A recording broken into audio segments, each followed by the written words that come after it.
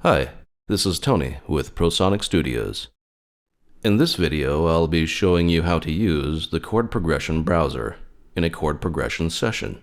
Prosonic Sessions is a 3D simulator that allows you to browse our massive database of high-quality chord progressions and see them being played on the piano.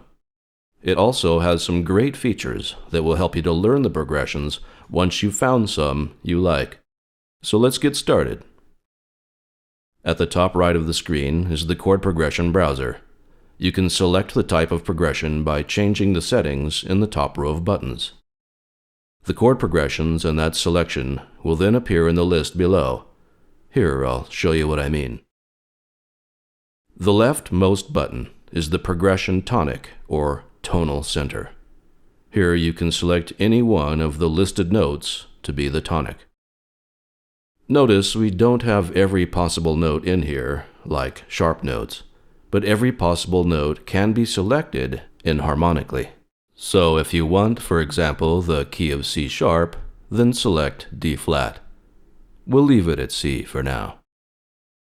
The next button allows you to select what tonality the progression is in. The choices in this version are major and minor. We'll leave it on major for now. The next button is where you select what type of progression you want.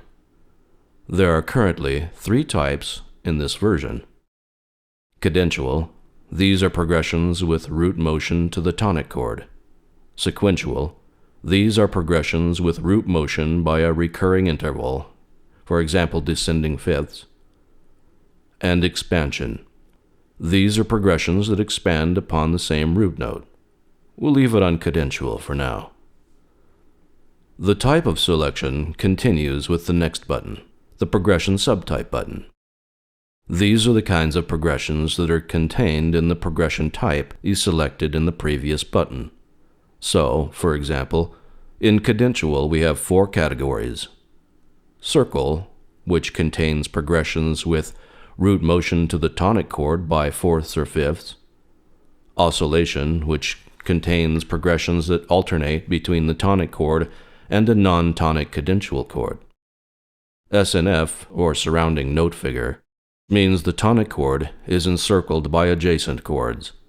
And stepwise, where there is stepwise root motion to the tonic chord. I'll cover these in more detail in another video. We'll leave it at oscillation for now. The next button contains the voice count. This is the number of voices in each chord. In this version, we have 3 voice chords and 4 voice chords. We'll keep it on 3 for now.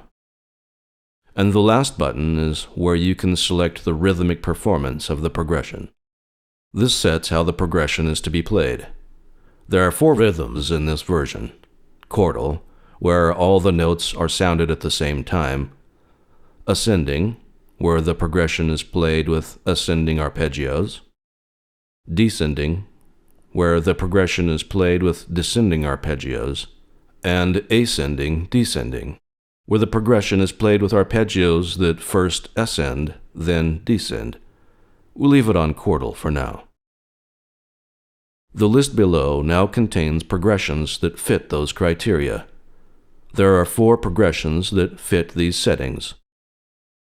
1-5-1-5, 1 minor 2, 1 minor 2, 1-4-1-4, and 1 diminished 7, 1 diminished 7. Within each progression, we also have a list of performance variations.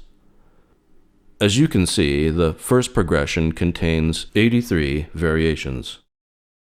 As you click on each variation, that chord progression will load into the simulator and start playing.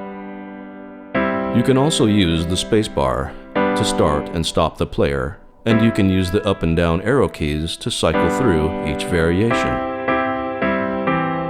The variation list starts with closed position voicings and expands to open position voicings until we get to the bottom of the list, where we have the most open voicing available for that progression. That's all for this video. In the next video, we'll show how to use the shuttle and settings menu.